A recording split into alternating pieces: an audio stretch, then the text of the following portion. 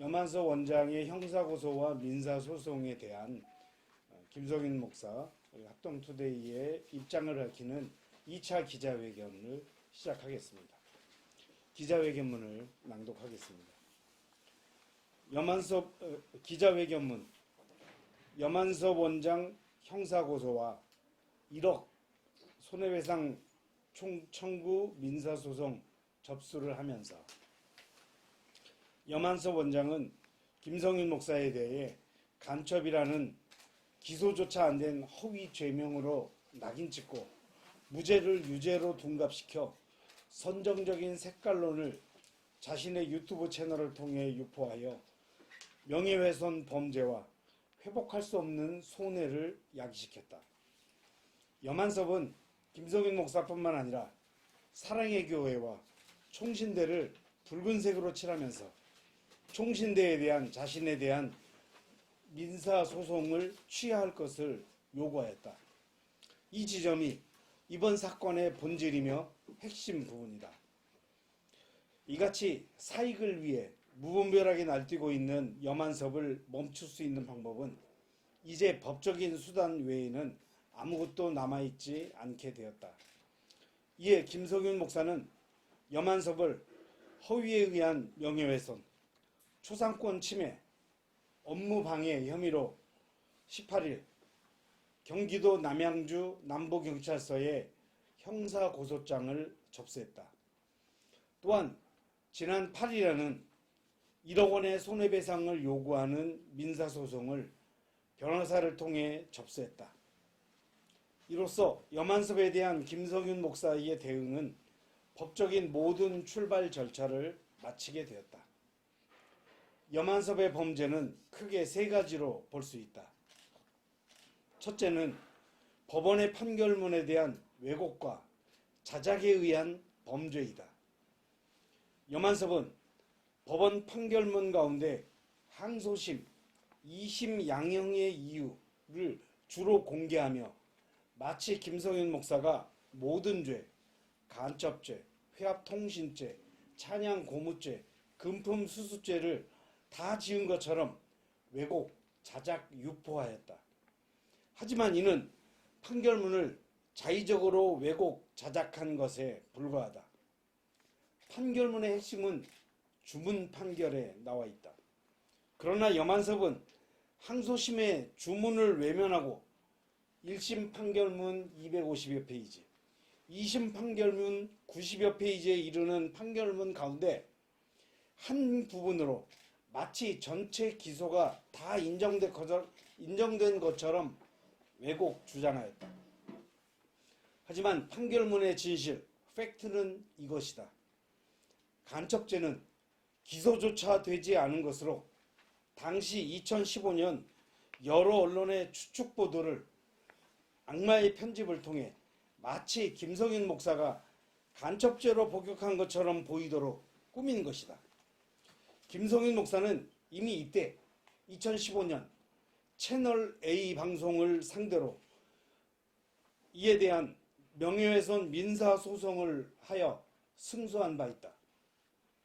또한 통신연락과 편의제공, 이것이 전체 무죄가 된 사실은 염한섭이 들고 다니는 항소심 주문과 양형 이유 바로 다음 페이지에 나오는 내용이다. 항소심 주문에 이 통신연락 편의제공이 전체 무죄이다 라고 하는 것이 주문에 나와 있고, 양형의 이유 바로 다음 페이지에 나오는 내용입니다. 여기를 보시면 아시겠습니다만은 좀 흐립니다만은 위치만 보시면 됩니다. 그 위에 양형의 이유라고 있고 그 뒷페이지에 아랫부분에 무죄 부분이 바로 뒷페이지에 나옵니다. 여기에서 통신연락과 편의제공이 무죄이다, 전체 무죄이다는 것이 나왔는데, 그는 이 위에 있는 양형의 이유만을 유튜브에 공개하고 또 이것을 다른 방송으로 들고 다니면서 이야기를 하고 있는 것입니다.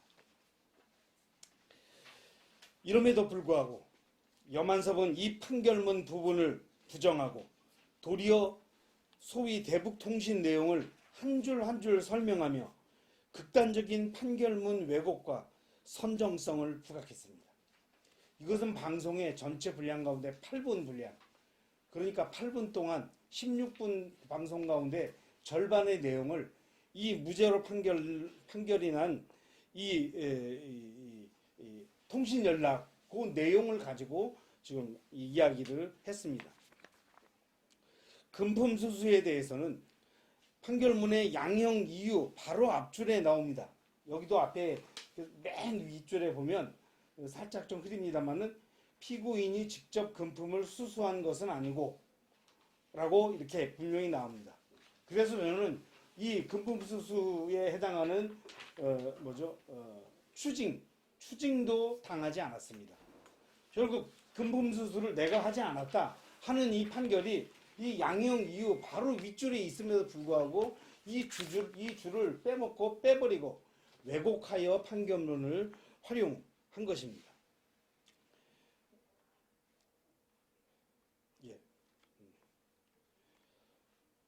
금품 수수는 판결문의 양형 이후 바로 앞줄에 나오는 것으로 피고인이 직접 금품을 수수한 것은 아니다라는 판결을 부정하고 금품 수수를 기정사실화했습니다. 이로써 염한섭은 법원의 판결문을 스스로 부정하고 왜곡하면서 자작하는 방법으로 허위에 의한 명예훼손 범죄를 자행했습니다. 더욱이 염한섭은 왜곡 자작한 양형의 이유라는 부분을 자신의 유튜브에 방송했을 뿐만 아니라 이를 펜앤뉴스라는 다른 유튜브 뉴스에 출연해 같은 주장을 유포하고 이 뉴스를 본 너만 몰라 TV라고 하는 유튜브에서는 특집으로 방송해서 파급은 2차, 3차 단계로 진행되었습니다. 이들의 총 조회수를 제가 거칠게 한번 합해보니까 30몇만 조회수, 이것도 한 3, 4일 전에 제가 본 겁니다. 날마다 한 주마다 만 몇 회씩 올라가는 것으로 봤을 때 40만여 회에 이르지 않는가 생각이 됩니다. 둘째는 없는 죄를 만들고 무죄를 유죄로 둔갑시킨 범죄입니다. 위에서 보았지만 염한섭은 국정원과 검찰조차도 기소하지 않는 간첩죄를 만들었으며 통신연락, 편의제공 전면 무죄를 외면하면서 이에 그치지 않고 무죄가 된 연락문 한 절 한 절을 방송하여 극단적으로 선정적인 장면을 만들었습니다. 또한 금품수수 관련해서도 사랑의 교회 대북 송금이 간첩 자금으로 됐다고 주장하다가 사랑의 교회 측의 항의와 또 입장문을 받고 관련 영상을 삭제한 바 있습니다. 그의 범죄는 참으로 파렴치하고 금도를 넘어선 것으로 법과 정의를 유린하는 몰상식한 것입니다. 과연 그의 모렴치한 범죄를 무엇으로 막을 수 있을 것입니까? 오직 정의의 법만이 그를 멈춰 세울 수 있을 것입니다. 세 번째로 이 모든 것이 염한섭의 고의와 의도에 의한 것이라는 점입니다. 염한섭은 합동투데이와 관련한 민사소송 재판이 열리는 하루 전인 1월 25일 이 영상을 올렸습니다. 이는 시기적으로 의도된 날짜임을 알 수 있습니다. 또한 그의 영상은 김성윤 목사만을 향하는 것이 아닙니다. 그 영상을 자세히 보셨겠습니다만은 영상을 자세히 보면 자신에 대한 총신대의 형사고소에 대한 무혐의 처리, 이것이 제일 처음에 나옵니다. 그 다음에 총신대가 정상화되면서 재정 헌금이 필요하다라고 하는 이 필요성에 대한 이야기가 나오고 자신이 이 헌금을 반대한다. 여러분의 교회에서 총신대에 이사로 가는 목사님에게 헌금 주지 마십시오. 라고 이렇게 말하고 있습니다. 그런데 그 이유가 뭐냐면 바로 간첩 문제가 해결되지 않았기 때문이다. 동성애 문제가 해결되지 않았고 간첩 문제가 해결되지 않았다 하면서 이 제 문제, 김성윤 목사의 문제가 나오는 것입니다. 그 후의 영상은 김종준 목사가 이를 알고 있었고 이재서 총장을 세운 것이 김성윤 목사가 활동한 결과고 이재서 총장은 방북을 해서 인도 지원한 것이 친북 행위이다. 이재서 총장은 친북 인사이다 하는 논리가 계속 전개되고 있습니다. 이러한 친북 대학인 총신대의 정상화를 위한 헌금을 내서는 안 된다 하면서 총신대를 압박하는 것이 이 영상의 목적입니다. 즉 그의 영상물의 의도는 교단 지도자들과 총신들을 압박해 자신에 대한 민사소송을 취하하게 만드는 것이 그 목적입니다. 이를 위해 김성인 목사는 간첩이라는 혐오 표현과 색깔론의 주요 소재로 그의 의도에 이용된 것이 죄가 되는 것입니다. 이런 의도는 사랑의 교회 영상에서 노골화됩니다. 그는 사랑의 교회 대북 송금 문제 영상을 내렸습니다.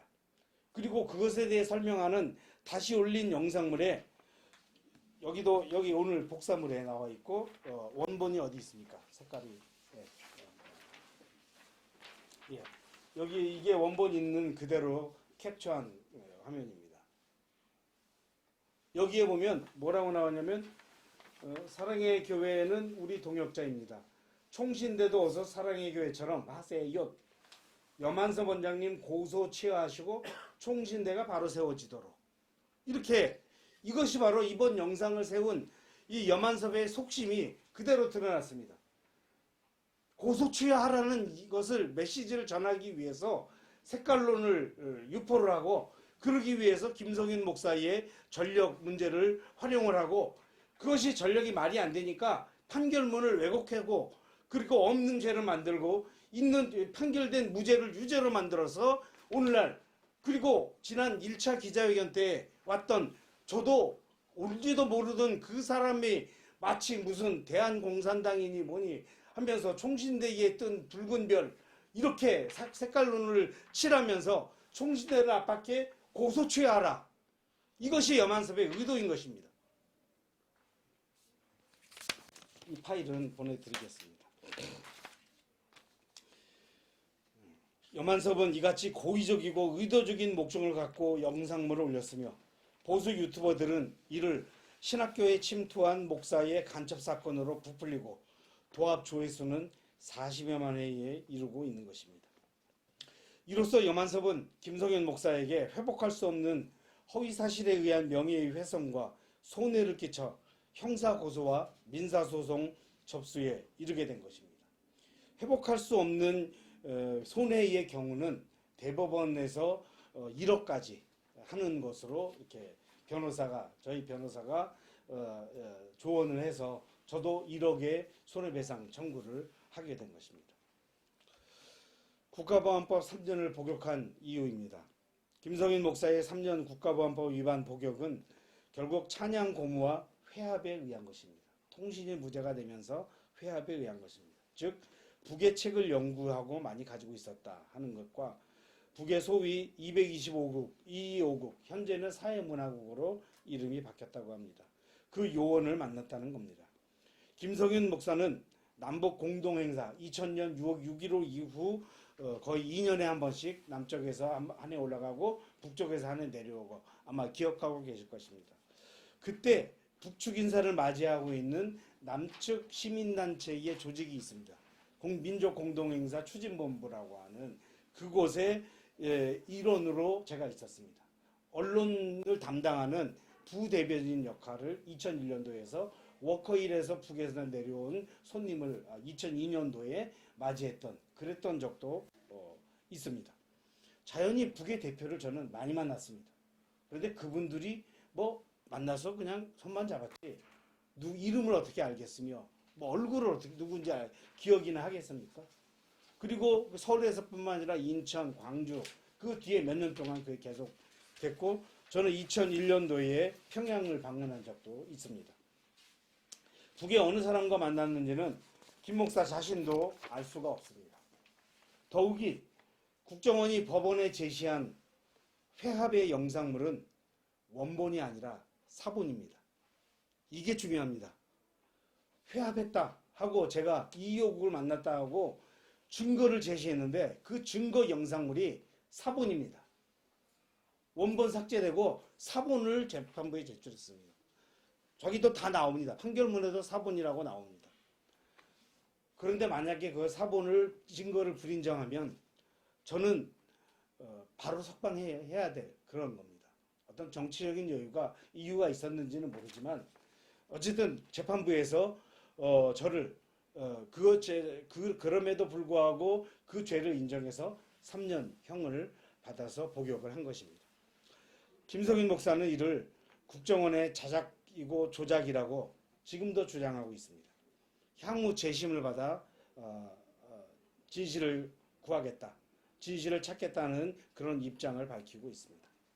하지만 결과적으로 3년의 복역으로 교단과 학교에 무리를 일으킨 점에 대해서 깊은 사과와 용서를 구합니다.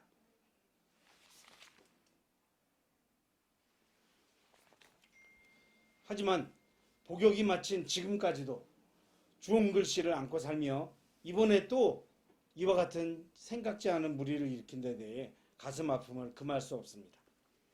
총신대에 82년도에 입학해서 칼빈주의에 깊이 빠지고 이를 신학의 정체성으로 삼고 훈련받았던 시절, 학교와 교권의 비리에 눈을 뜨면서 의식이 생겨지게 되고 활동했던 학생운동 시절, 5.18의 진실을 알고 충격을 받아 민주화운동에 나섰던 시절, 가난한 구로공단의 노동자들과 함께하려고 그곳에 교회를 개척했던 때, 6.15 공동선언 이후에는 민족의 통일선교를 위해 노력했던 모든 인생의 결과, 늦게나마 감옥에서 배움과 경험을 마치고 한국교회와 사회, 민족과 교단을 섬기기 위해 언론과 목회의 마지막 힘을 쏟고 있습니다.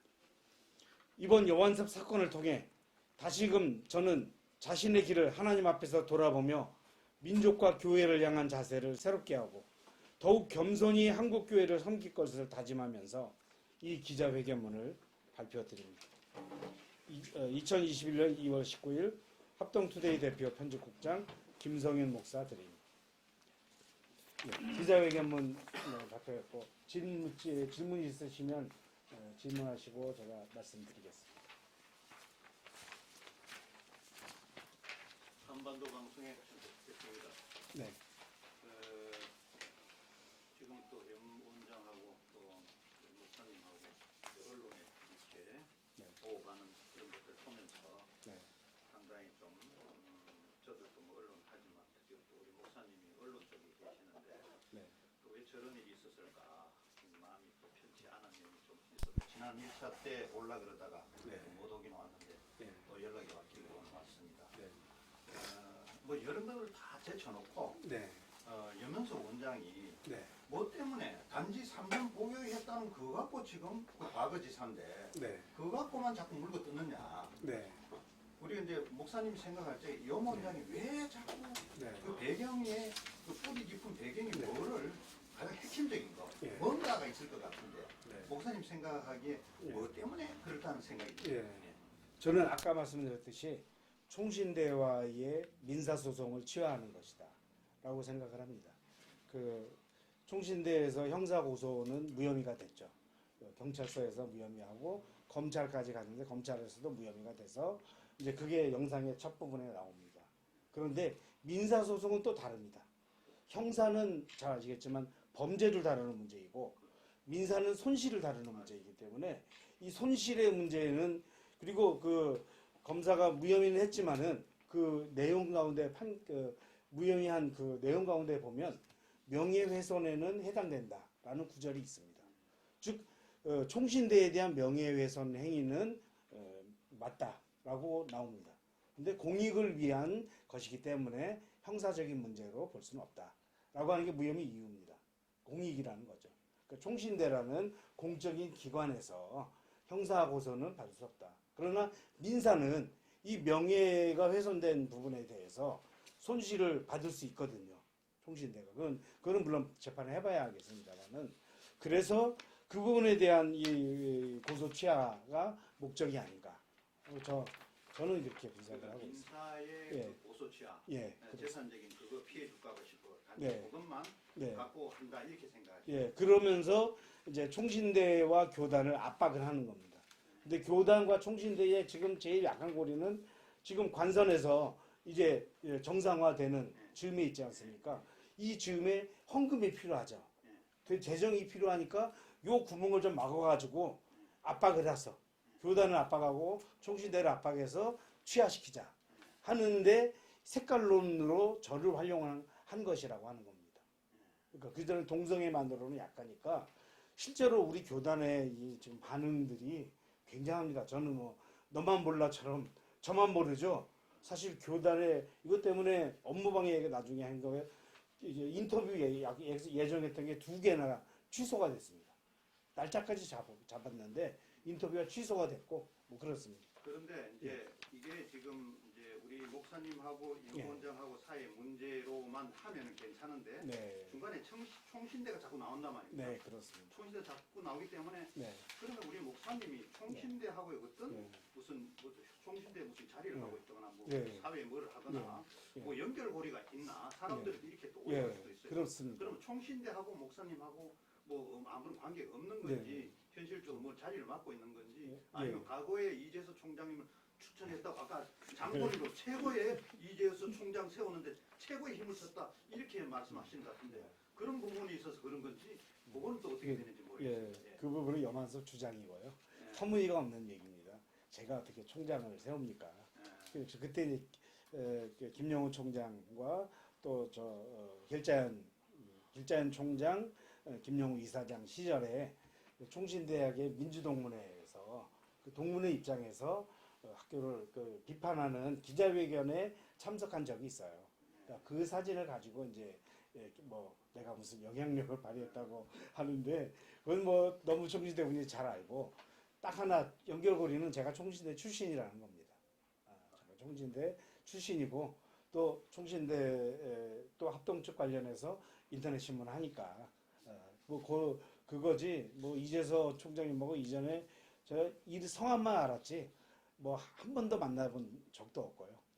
그렇다면 사실, 총신대하고 아무 연결을 지을 일도 없고 네, 왜냐하면 그렇습니다. 총신대 출신이 한두 명 아니잖아요. 네, 그렇습니다. 그리고 총신 관련 합동 측에 언론사 하는 사람이 한두 명 네, 아니잖아요. 네, 그렇습니다. 그러면 총신대하고 예, 저 목사님과 연결지어서 네. 저기서 이렇게 예. 공격을 할 필요는 없는데 네, 만약에 개인적인 거 하면 총신대 빼고 예, 목사님하고 이렇게 하면 되는데 총신대 그렇습니다. 중간에 들어가 예. 있거든 지금 현재. 그럼, 물론 관선 이사에서 예. 정상화 이사로 간다는 그런 뭐 사회적인 분위기는 있지만 네네. 요 시점에 예. 지금 26일까지 마감이잖아요. 네, 총신 네, 이사가 예, 요 아주 민첩한 시기에 요걸 드러내갖고 그렇습니다. 이렇게 분위기가 좀 몰고 가는 게 예. 이상하다. 예, 안 그렇습니다. 풀린다. 그러면 김 목사님이 총신대 뭐 포지셔닝이 있느냐 이 생각을 했는데 지금 예. 아무도 아니시다 그랬잖아요. 네, 그렇습니다. 그러니까 제가 예. 그 이제 예, 그 연만섭 원장이 굉장히 그 뇌피셜, 요즘 말로 하면 뇌피셜인 겁니다.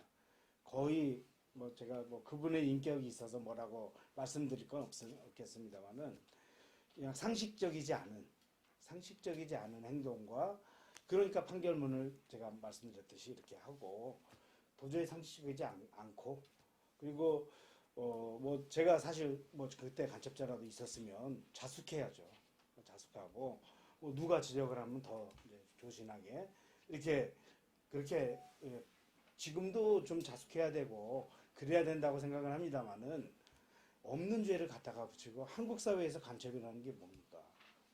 이건 천형 아닙니까? 천형. 예전 같으면 살 수가 없는 그런 것인데 그나마 시대가 많이 민주화되고 남북 관계가 아직 뭐 부족합니다만 이 정도라도 됐으니까 그나마 이렇게 하는 거지. 그거를 갖다가 뒤집어 씌우고 국정원에서도 그렇게 안 한 간첩죄를 여만섭이 저한테 뒤집어 씌운 겁니다. 이게 참 말이 안 되는 거라서 터무니가 없습니다. 예. 그래서 형사고소를 내가 하게 된 겁니다. 잘 알겠습니다. 예. 저 예. 먼저 수고 많이 하셨습니다. 예.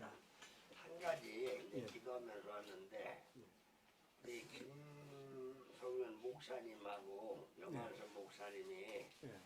한번 심판에게 만나서 영환선 목사님이 오해했던 거 이렇게 해서 공개 사과를 한다 또는 뭐 이렇게 하면 서로 이렇게 화해하거나 취할 용의가 있는지 한번 좀 알아보고 싶습니다.